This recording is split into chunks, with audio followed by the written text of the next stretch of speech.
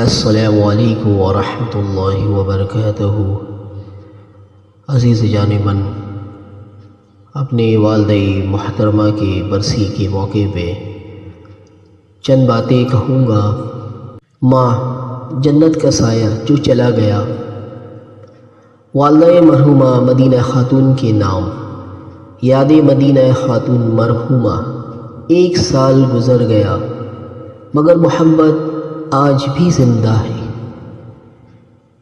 پیشکش از فرزند مدینہ خاتون۔ ماں ایک ایسا لفظ ہے جو زبان پر آتے ہی دل کے نہا خانوں میں سکون کی ایک لہر دوڑا دیتا ہے۔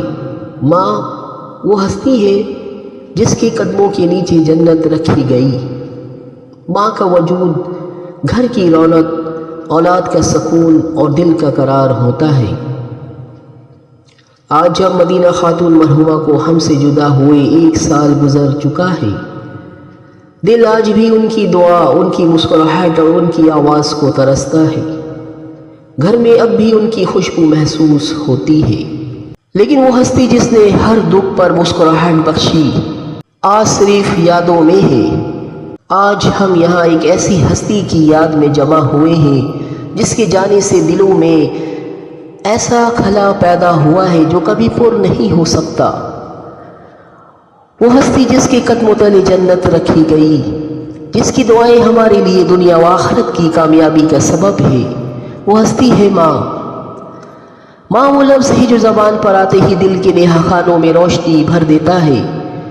ماں کی آغوش وہ پہلا اسکول ہے جہاں انسان محبت، قربانی، احسان اور انسانیت کے سبق سیکھتا ہے۔ ماں کی مسکراہٹ وہ چراغ ہے جو زندگی کی اندھیری راہوں کو روشن کر دیتا ہے۔ ماں کی دعا وہ احسار ہے جو اولاد کو زمانے کے طوفانوں سے محفوظ رکھتا ہے۔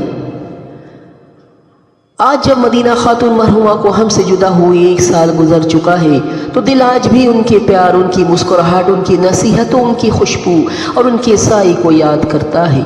ایسا لگتا ہے جیسے گھر کی دیواریں بھی اب خاموش ہو گئی ہے، فضا بھی سنسان ہے اور دل کی کسی کونے میں ایک کمی ہمیشہ کے لیے بس گئی ہے۔